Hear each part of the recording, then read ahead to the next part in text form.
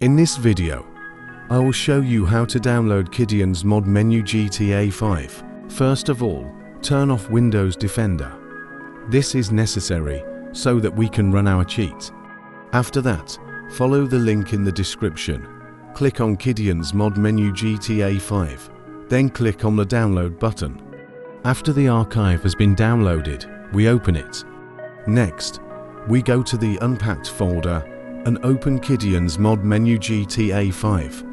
The loader opens, we press 1 in it, and then enter. After that we wait for it to load.